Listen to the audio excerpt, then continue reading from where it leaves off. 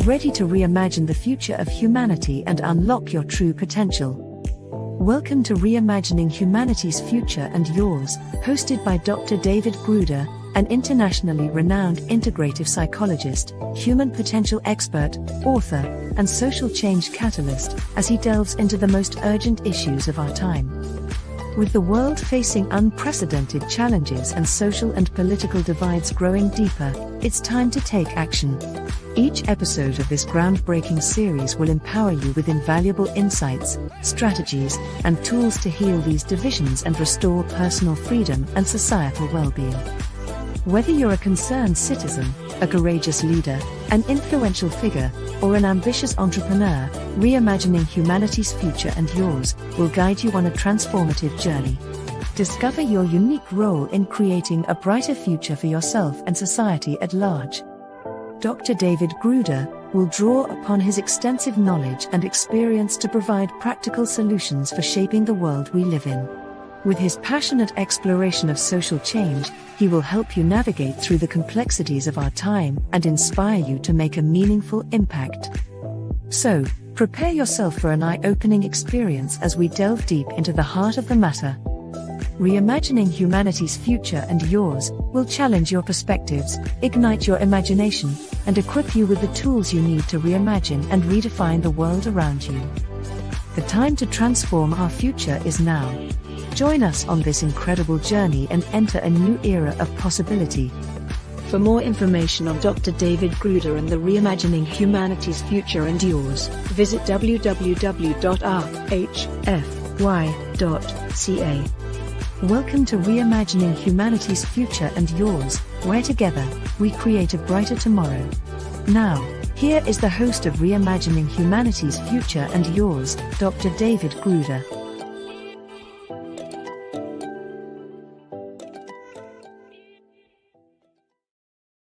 Welcome back to the Reimagining Humanity's Future and Yours show on the CanCom Broadcast Network, proudly broadcasting from Canada to the world.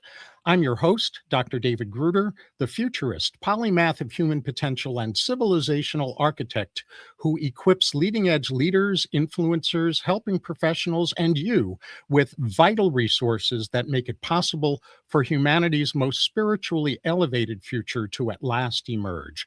The title of this episode is Reviving Authentic Debate: Why Civilizations Collapse When People Forget How to Disagree Productively. We live in a time when arguments seem to be everywhere. Political debates, media panels, social media exchanges, and even conversations within families and organizations are often filled with passionate disagreement. Yet, despite all of that argument, something important quietly disappeared from much of our public life: authentic debate. Instead of curiosity-driven dialogue, we often see spin doctoring posing as fact. Instead of exploring the deeper concerns and intentions behind people's views, we see sides talking over each other. And instead of discovering better solutions together, many important conversations end in polarization, frustration, or gridlock. What some people seem to have forgotten and others never learned is that healthy civilizations depend on three communication capacities: authentic curiosity, truth-seeking dialogue around good faith disagreements, and collaborative problem solving. When those capacities begin to erode, societies don't merely become more argumentative, they become less capable of solving their most important challenges. In this episode, we're going to explore why productive disagreement and dissent is one of the hidden superpowers of thriving societies, what causes that capacity to break down, what authentic debate actually requires, and how we can begin reviving it in our public conversations, our organizations, our leadership, and our personal lives.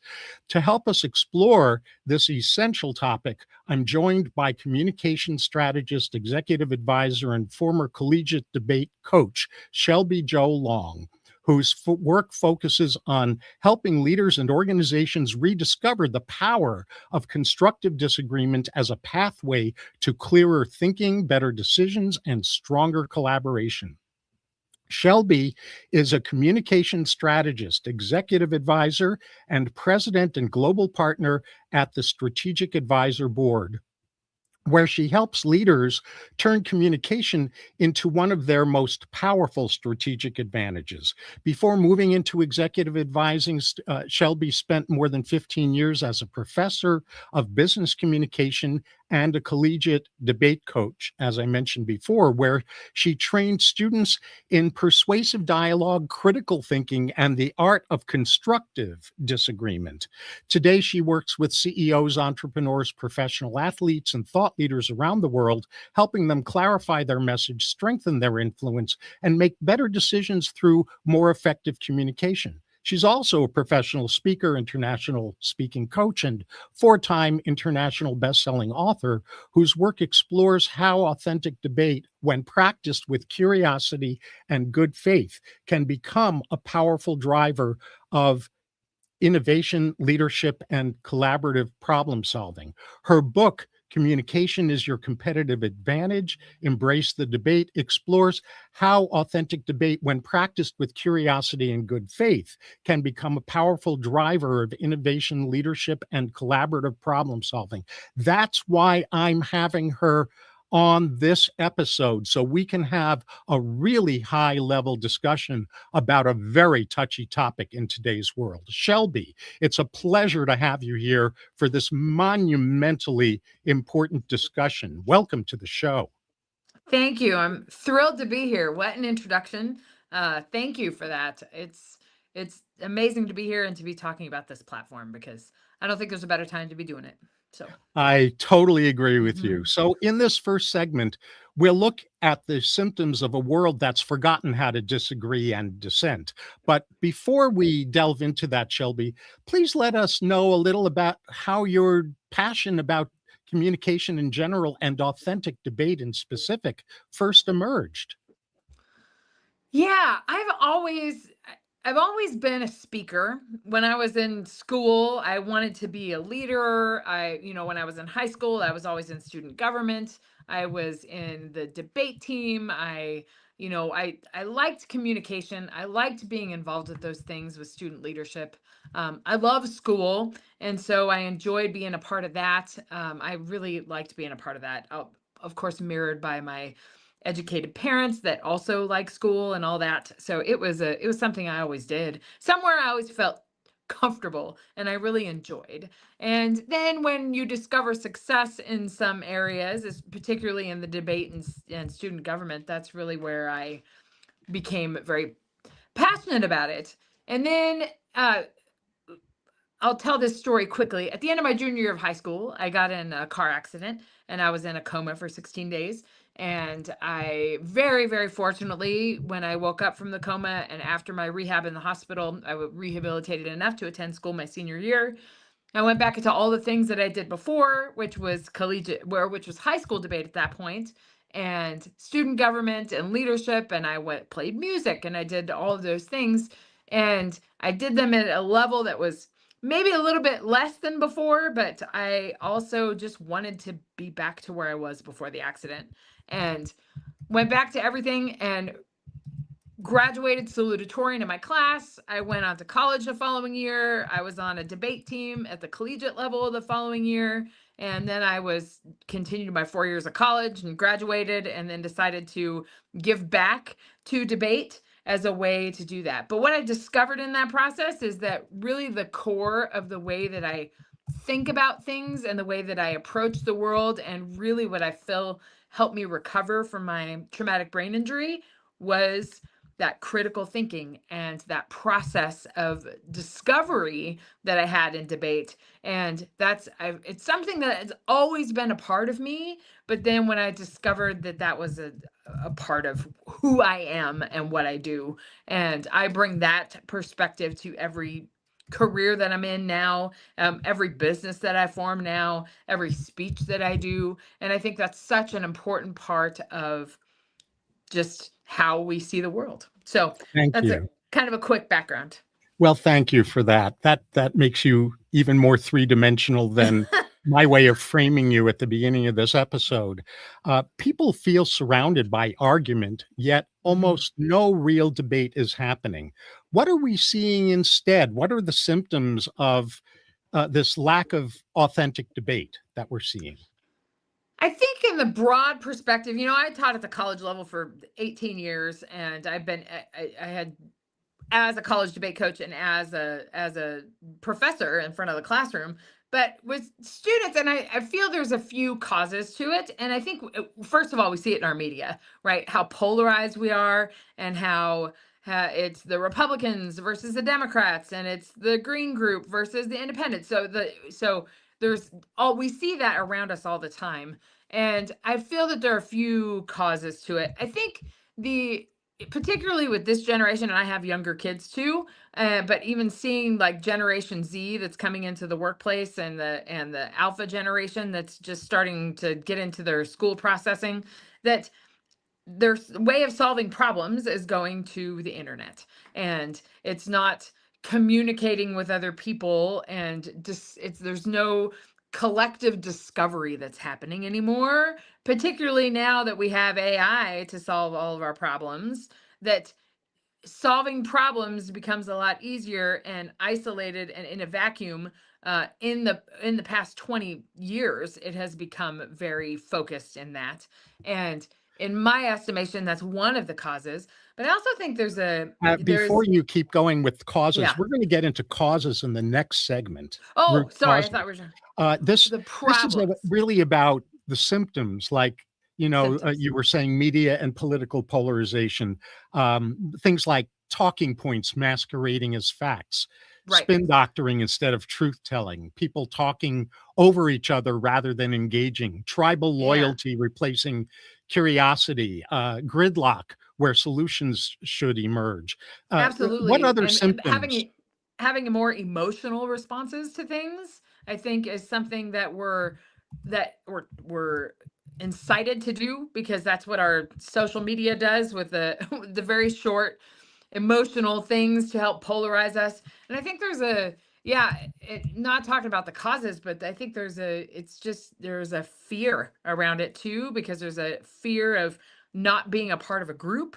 And I think that's a piece of it too, that there's more comfort if I'm surrounded by people that think similarly to me. It's this confirmation bias that's continually confirmed by our media, by the algorithms, by how we're receiving information and how we're able to process information. So, and I think that creates silos, and that creates silos of silence, where we're not encouraged to question. It's like this groupthink that is perpetuated because we're in these groups, and the leaders or the people that are giving the information aren't questioned by the information that they're giving. There's no lack of discovery about whether or not what they're telling us is the truth. And I think that's a real problem, because these silos don't talk to each other. There's they perpetuate in their silos, and they keep moving up, but they don't talk to each other. So that's the Right. challenge. Right. So we do have silos, and I like your phrase silos of silence, uh, Yeah, because they because don't talk to each other. exactly, they're Mhm. echo chambers, right? Exactly. And Exactly. we've got media panels where nobody actually listens to each other, and um, social media pile-ons and character assassination rather than addressing the issues and the substance of the issues themselves. um, Political arm wrestling over surface positions rather than getting down to the deep concerns and high intentions that led to those positions. And of course, we see this in organizations too, that are Mhm. because of this going on societally, organizations end up being paralyzed by internal conflict because people bring these symptoms and these issues into their workplace even when they don't mean to do that. Yeah, there's a statistic I use in my speeches frequently. 85% of people do not have conversations at work because they fear there's a political indifference.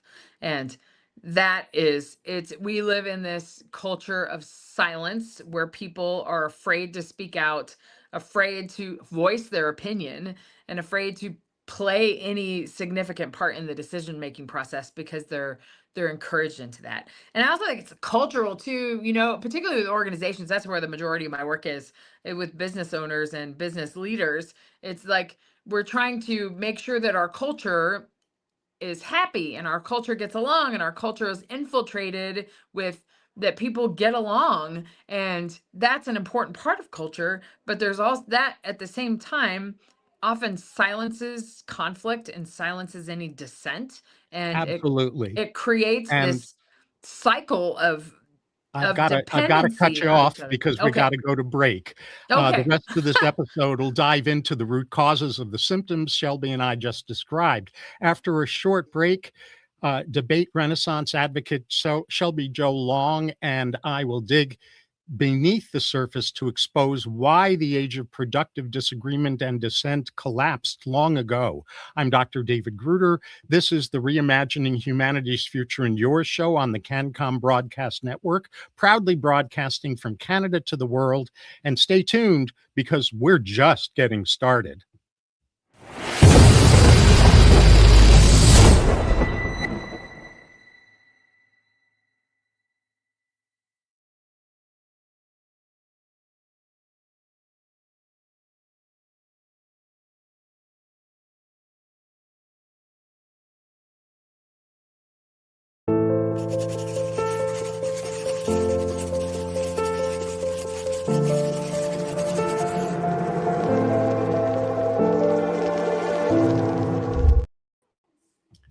Welcome back. Before the break, my guest, authentic debate catalyst Shelby Long, and I discussed the symptoms we suffer from individually and collectively because real debate has stopped happening. In this segment, as you know, we'll delve into less recognized, deeper dynamics that produce these symptoms, which we touched a little on in the first segment, and we'll go deeper in this segment. Shelby, you and I know that healthy societies depend on three communication capacities: authentic curiosity, truth-seeking dialogue around good faith disagreements, and collaborative problem solving. How did we lose those capacities for productive disagreement and dissent?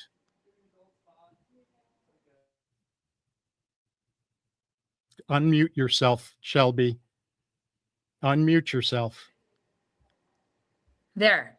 Yeah. Can you hear me? Yes, go ahead. I can't hear you. So I'm trying to engage in the discussion. Oh my. Wow. Okay. What just So happened?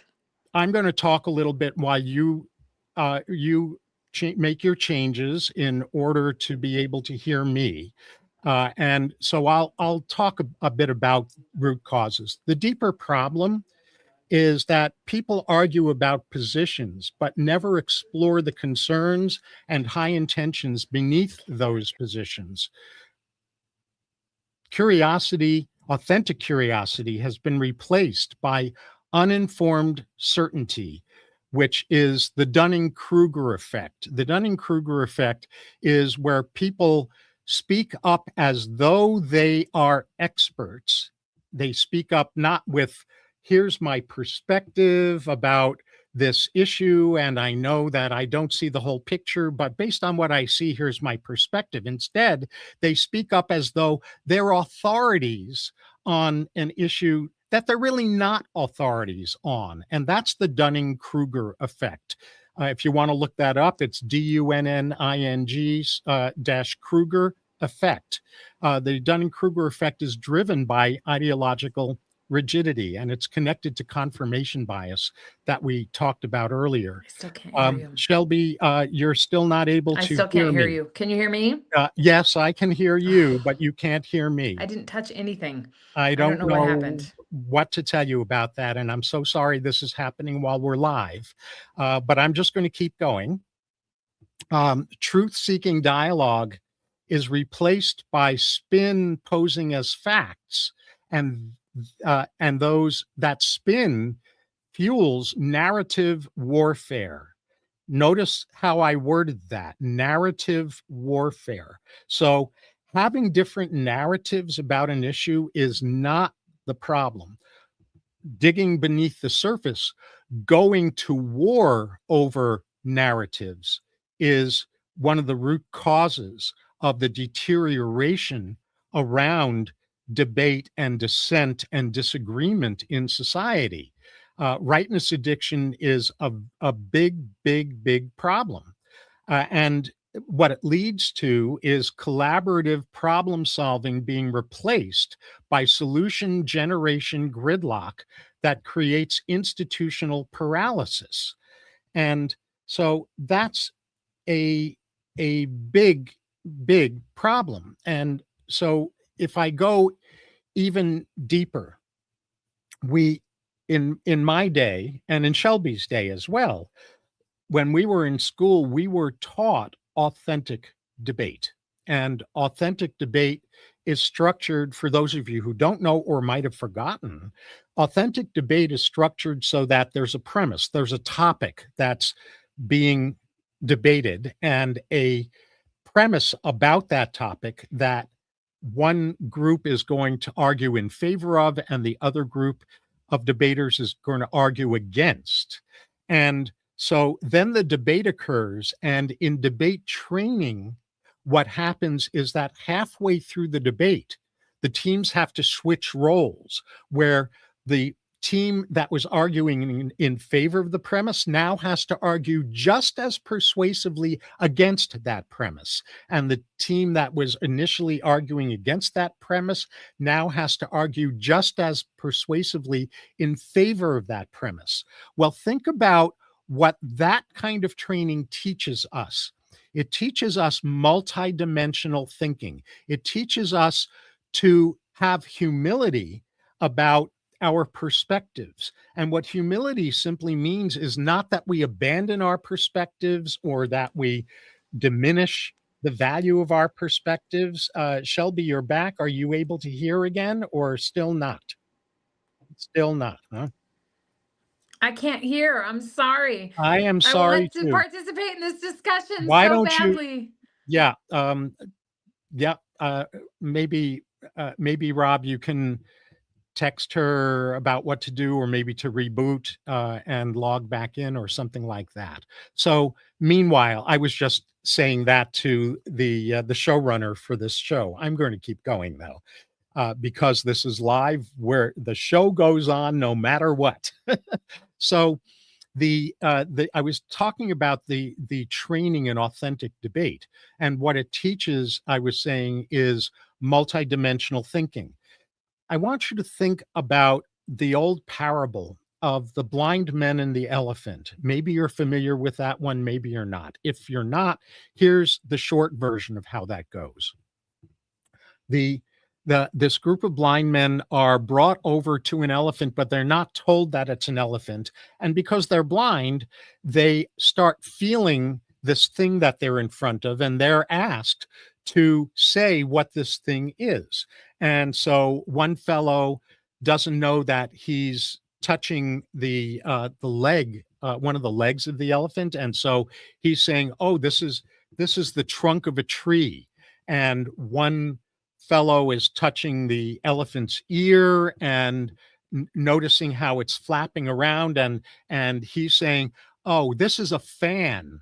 And another is touching its tail, and another is touching its trunk, et cetera, et cetera. And they're all saying what they think they're in front of, and they get lost in Dunning-Kruger effect. They get lost in thinking they're an expert, and so they then deteriorate into dissent and inauthentic debate. Shelby, are you able to hear now? I can hear now. After the break, for some reason, I just couldn't hear you. So Got anyway, it. Let me I'm finish back. my point, and then Please. I'll bring it back to you. I'm talking about the blind men and the elephant parable.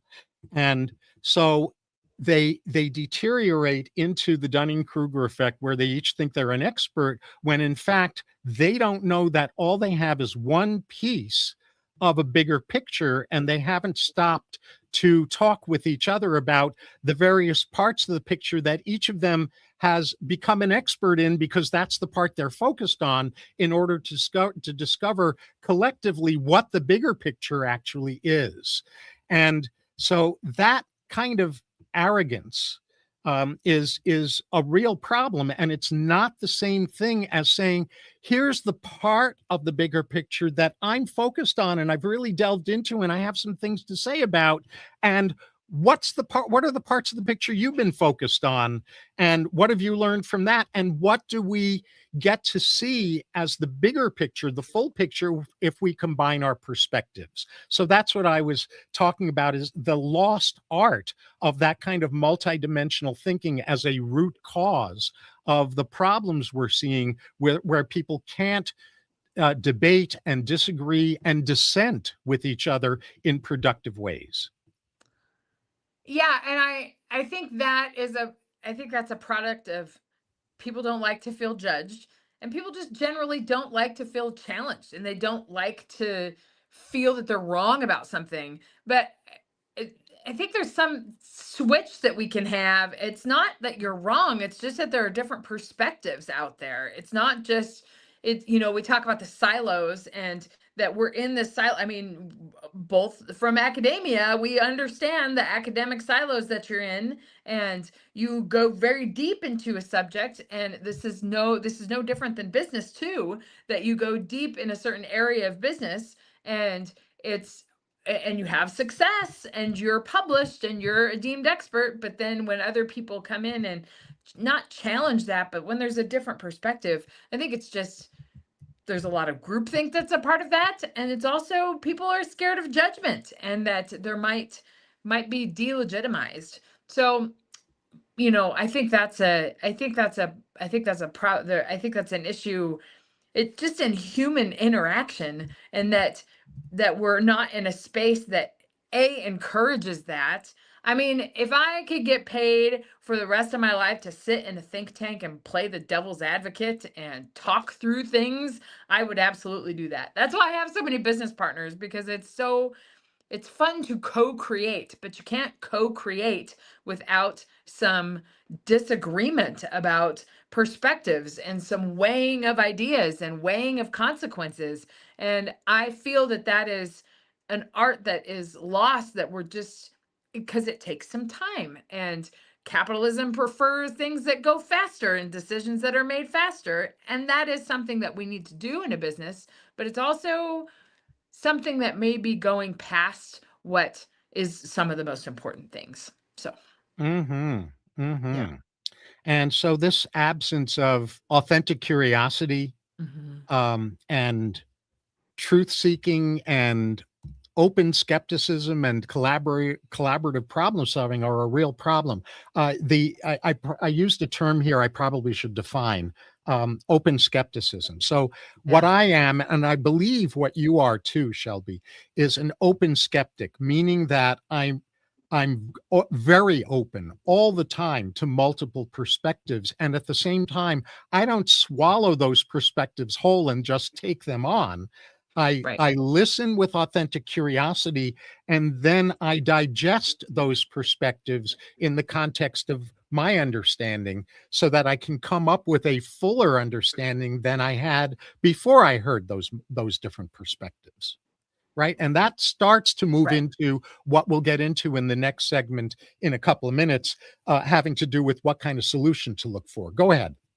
Yeah, I mean, it's I am also of that space, and I want to hear different perspectives. I also That's something also, and I learned this from one of my business partners too, that you might be an expert in your area, but there's experts everywhere. And even if it's not an expert or a deemed expert, it doesn't mean that the opinion's not valid. And because we all have our different ways of understanding things. My business partner Jason has 25 plus years of business experience. I have 25-ish years of academics. Those are two very different ways of viewing the world. But if you're in a room and you're not learning from other people in the room, there's many different experiences that we've had and different things that we have done that contribute to how we see the world and the way that we solve problems. And it's so important in business in particular, and just in Yeah. human interaction, the Yeah. way and how fast our world is changing.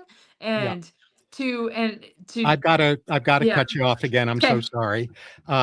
And I actually happen to know Jason. You may not know that, Shelby. In other words, when societies lose the ability to explore the concerns and intentions behind seemingly opposing positions, they lose the ability to discover better solutions. And this explains why intelligent people become locked into unsolvable conflicts that should be solvable. After the upcoming short break, we'll get to the heart of the matter, what to look for in a real solution, that the specific capacities we must refine must be so healthy, authentic debate can be restored. I'm Dr. David Gruder. This is the Reimagining Humanity's Future and Your show on the CanCom Broadcast Network, proudly broadcasting from Canada to the world. And stay right where you are, because what to look for in a solution to this devastating pandemic is up next.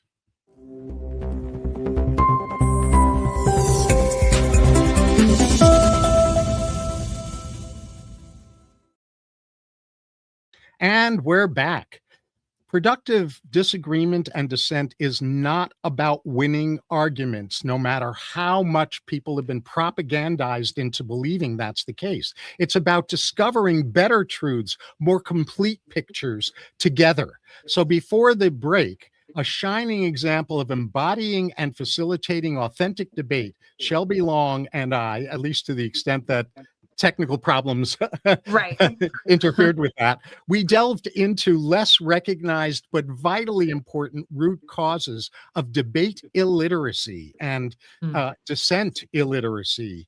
And as I mentioned in this segment, we're going to pivot toward hope and possibility by unpacking the lost architecture of productive disagreement and dissent and what it takes to develop it. So, Shelby, what capacities must we develop to become fluent in constructive disagreement and dissent?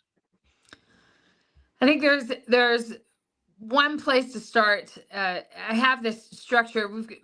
The alignment's got to happen first, and that means that there's got to be a space created for it, and there's got to be time dedicated to it. And we use this phrase in organizational communication, psychological safety. There's got to be some boundaries set around it. We've got to intentionally create a space for it and set some rules. And I think those things are, we've got to, as leaders, create time for that.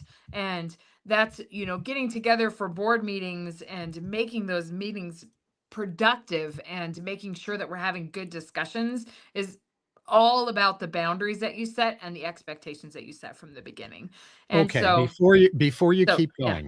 going, that's such a really good mouthful. I want to try to do my best to summarize it for our audience. Please So do. you said alignment first, and that this requires space, time, and I'll paraphrase what you were saying, guardrails that preserve psychological safety. And what we're not talking about here is people showing up fragile, emotionally fragile. We're talking about elevating the quality of discussion. And that's the level of psychological safety that guardrails need to be constructed around. Did I paraphrase all of that adequately enough? Absolutely. And it's even because people will come emotionally, like you're not going to separate emotion from it, but people will come with their emotions behind it and their ideas behind it and their opinions. But just to let them know that this space is happening and that there's going to be some disagreement and there's going to be some critical discussions, and you're in a space where we're going to have to give evidence and talk about these arguments and weigh consequences and decisions. And I think preparing people from that at least helps people regulate their own emotions in the process of it, because it's something that I see this in so many organizations. The time is not made for that. And then we become much more reactionary in our business rather than being proactive and having these discussions. And life happens. Like, you have to adjust to regulations post COVID or whatever. There's all sorts of things that happen in business, but there's got to be time made for that, and your business and your leadership teams will be better for that. So Good. So I'm again going to do some paraphrasing here, please. because you're dropping gems, and I don't want them to be lost. Um, two other things that you've now added to what to look for in a solution. One of those is emotional regulation. Mhm. That, of course, people have emotions, and it's a mistake in today's world, unfortunately, to assume that the people in our organization or in our community or in our family or whatever it might happen to be um, are proficient at emotional regulation. So that's why there need to be some guardrails around psychological safety, so that Mhm. emotional regulation can be stewarded in a good way, that creates space for disagreement and dissent, and especially, and we haven't talked about this yet, but explicitly, but outlier perspectives being Mhm. articulated and factored into solution creation. And then the other part of what you said that I want to make sure doesn't get lost in the shuffle is what I call impact literacy, which has to do with weighing potential decisions and their consequences before selecting the one to go with. Yes.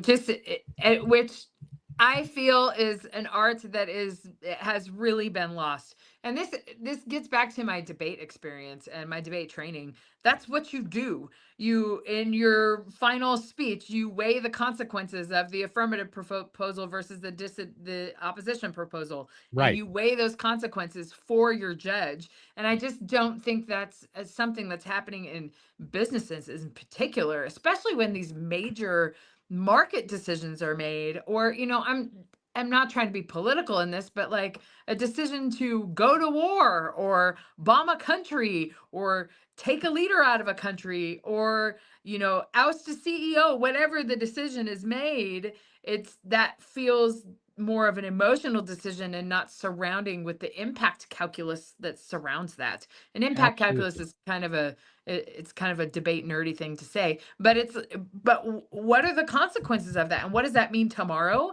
and what does that mean 10 years from now, and what does that mean for my kids, right, that are going Yes. to be experiencing that. So I think there's Yes. and the more that discussion happens and the more transparency we have around those discussions, the less veils are in front of these decisions. Like these major political decisions are happening, or these major decisions that are happening within organizations to cut training or to shift budgets or whatever that is. It's the transparency that is in that discussion to show that the discussion is happening, because Okay. I think So people feel like agency is taken away when they don't see that. So yes, without a doubt, and just to do some cross translation, what you're calling impact calculus, which is a term I love as well, is what I mean by impact literacy. yeah, And yeah, just for the audience, right? yeah, yeah. And also what you've added now in terms of what to look for in a solution is another factor, which is about transparency. And what I would build on with that is that uh, that's another thing that people aren't taught to be. They Right. think they're being transparent when they're saying something like, "Well, uh, I feel that you're an idiot. I'm just being transparent." That's not transparency. No. That's that's editorializing and character assassination. So transparency plus curiosity before persuasion. So seeking to understand rather than trying to score points. Right. And I think that gets to kind of my second area, which is advocacy and actually creating arguments, because I feel, and didn't get to talk about this with the technological thing, but I feel that we're in a tweeting world of arguments. Nobody's developing arguments. And I want to know the reasons behind something. And I feel, the character assassinations that are happening and these decisions that are made without this open discussion. It I think that's a challenge, but the people are not hearing the evidence and the reasoning behind why we feel things. And I think there's that creative discovery that is a lost art that we just don't see today in businesses, in politics. We just don't see that. And we're in a very tweet happy, say one phrase and don't say anything else kind of world. And I think that's a problem. And that's something particularly I think our leaders should be thinking about. How we create this space and not teach people how to argue, but to talk about why we feel that way and what's the reason and the evidence behind this decision that I have, that my opinion is something, but an argument is something else. So Yes. that's So, which comes down to like the single unit of argumentation. So yes. So yeah. let me paraphrase this one. Um, it's it's deep perspective exploration behind Mhm. the advocacy. So, not just unpacking evidence, which is really, really important as well, because that's a lost art, but 100%. also combining that with compassionately understanding the concerns, fears, and intentions behind each of the different viewpoints being expressed. And as I mentioned before, when you were trying to solve your technology issue, so I'm just going to say this for you. I mentioned that in the context of multidimensional thinking, the capacity for multidimensional thinking needs to be developed in people as well as part of the solution. Do you have another component that should be in a solution to this problem? Yeah, I think you got to be active in it. And I think that you can create the space for it and we can talk about arguing and giving reasons and the why behind things. But unless you're engaging that in a discussion and unless you're feeling the kind of pain of that, and pain isn't the right word, but you're feeling Tension. that it's the tension in that. Unless you're having this, and it's not about conflict, it's about discovery and asking people for what their opinions and arguments are, and then talking about how that engages with other opinions and other arguments, and then melding that all in together. That's, I feel, where the true collaboration happens. And it's the active engagement. And that's kind of the embrace the debate piece that I bring to the table, particularly in decision making groups. But that's the you've got to feel that. You've got to have those discussions. And whether it's I think people hide, I feel that people hide behind this, right? And the texting, which doesn't have emotion, but I can email and I can post things, and it's really easy to be able to say my opinion that way. But to actually be in a room and have a discussion and feel that tension is something that, okay, we're in this tense moment. How do we figure it out? Maybe it's bringing in a facilitator to help engage in that discussion. Yes. Maybe it's teaching that as a leadership skill to all of your executive leaders. Whatever that is, when that tension is not happening, that's where the invention happens. That's where innovation happens. And Yes. think of how much innovation is lost when 85% of our employees are not having conversations because they fear there's a political difference. So, Absolutely. So, this is what I refer to as tensions competence, which mhm. is part of emotional competence. It's about or emotional regulation. It's about discovery, not Mhm. butting heads against each other. It's about synergy, not binary thinking. It's about separating identity from ideas, where points can be explored without assassinating self-worth, so that synergizing superior solutions becomes possible, so that the victor is not my side or your side. The victor is better outcomes, Everyone. not Mhm. being right and proving the other wrong. Right, exactly. And that's So where the true innovation happens. that's exactly right. And so when people truly understand the concerns behind seemingly opposing viewpoints, solutions do emerge that neither side or none of the sides could have seen alone. After our upcoming break, we'll return for this episode's final segment, during which I'll be asking Shelby Joe Long to reveal how she uplevels productivity or productive communication mastery, rather, including authentic debate skills, but not limited to that. I'm Dr. David Gruder. This is the Reimagining Humanity's Future in Your show on the CanCom Broadcast Network, proudly broadcasting from Canada to the world. And we will resume in a few short moments.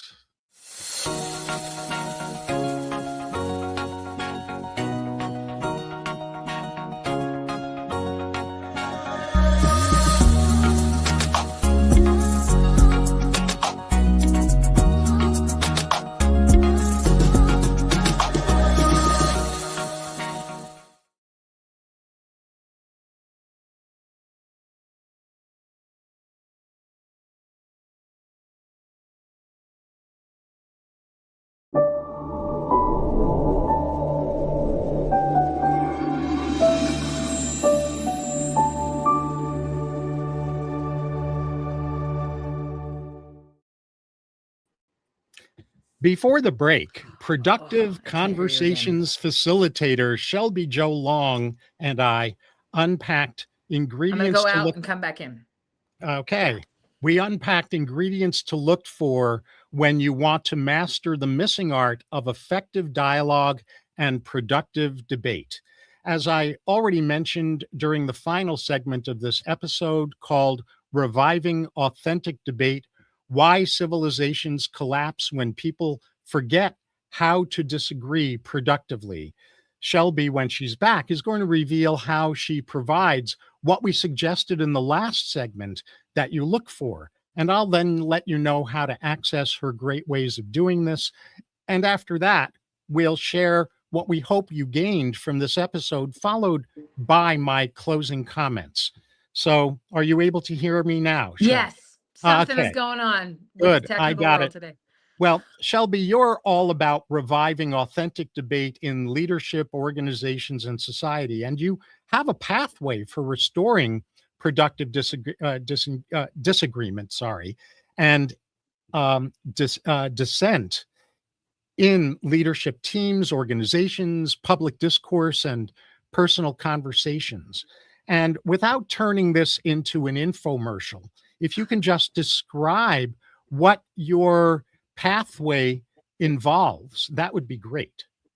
Sure. I kind of referred to it in the answer to the last question. It's the helping leaders and organizations facilitate those conversations by creating the space first. So it's all about the alignment, and that process takes quite some time because there's got to be as a facilitator, you've got to adjust to the culture and the systems that are already in place in an organization or a business, and the personalities that are there. You've got to adjust to that. But once there's that discovery of that, it's aligning that cultural awareness within the group and what needs to be accomplished or what you want to accomplish, and really drawing a boundary around that decision. So that alignment process takes place first. And then there's the advocate process, which not only has to do with the leader understanding their own perspectives and understanding their own reason to contribute to discussions and their own perspective about something, which is not teaching people, but it's encouraging people to develop their arguments and to develop their reasoning around the arguments, really developing a case for something, particularly when it comes to making these major decisions and contributing to these conversations. It's like, what are your reasons, and give me a couple. What are you trying to prove true, and what are some reasons behind that? And helping people understand their own perspective, I think is something that's key, so they feel comfortable contributing. But then teaching about really a structure for creating an advocacy, which has to do with the self-awareness and how you engage with the larger organization.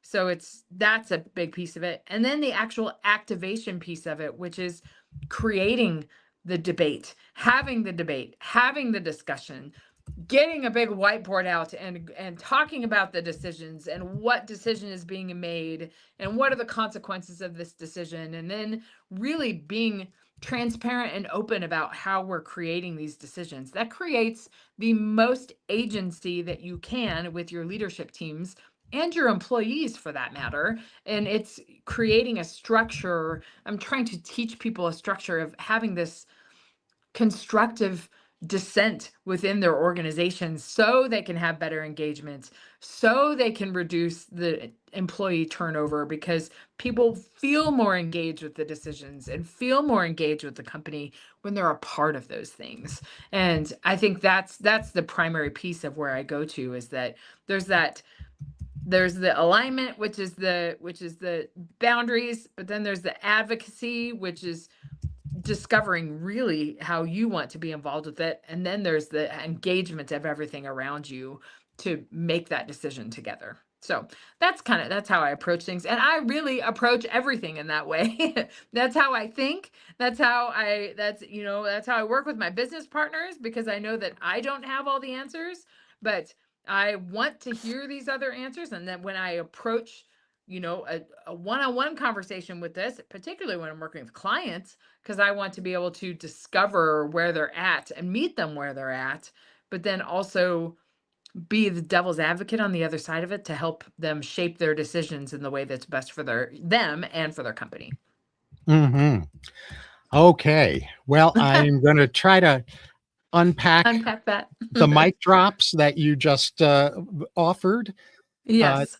I want to address a couple of components quickly, actually, because I want to make sure we have time to talk about your takeaways that you hope people will have gotten from this Sure. episode. And I want to have time to let people know, which I'll do, about where to learn more about you and engage and things like that.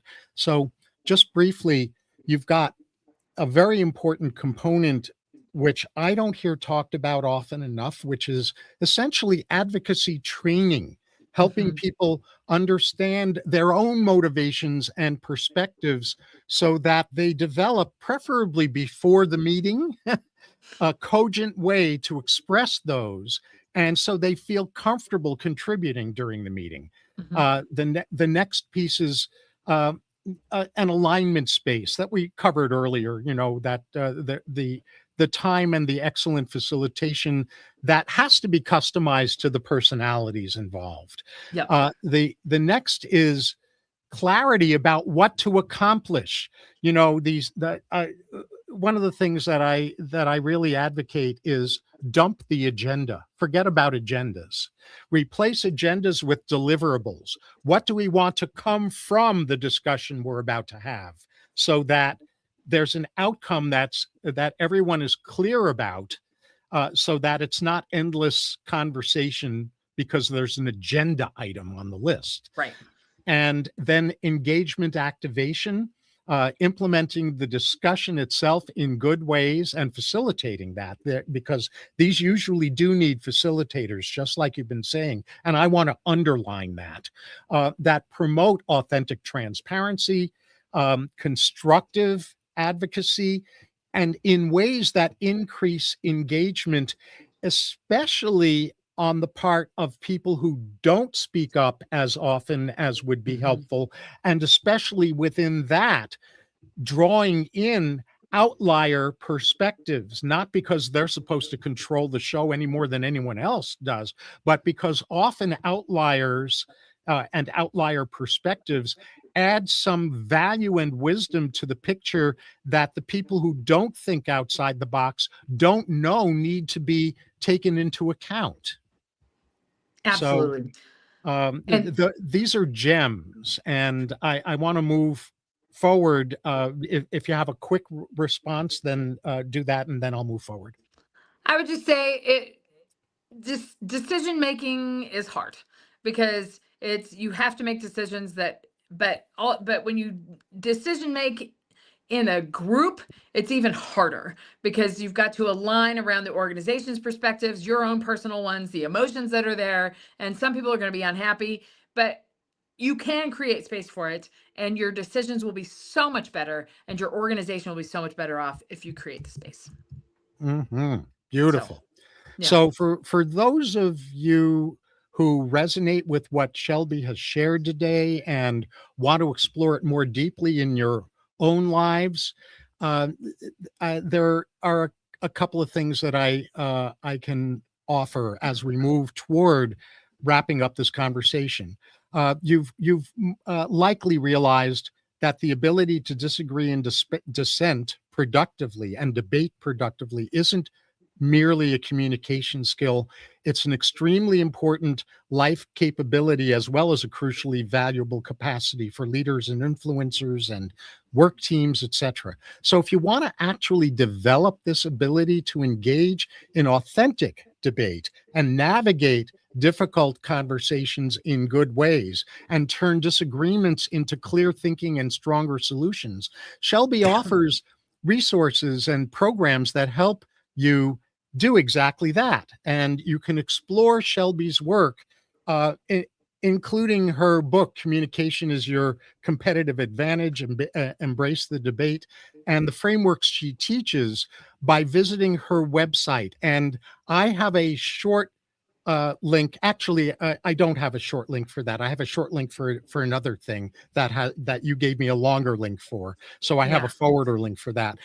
Shelby's website is shelbyjolong.com. That's SHELBYJO, Shelby Joe, LONG, shelbyjolong.com. And there you can learn about her speaking, coaching, and leadership communication programs designed to help individuals and teams transform conflict into clarity and constructive collaboration.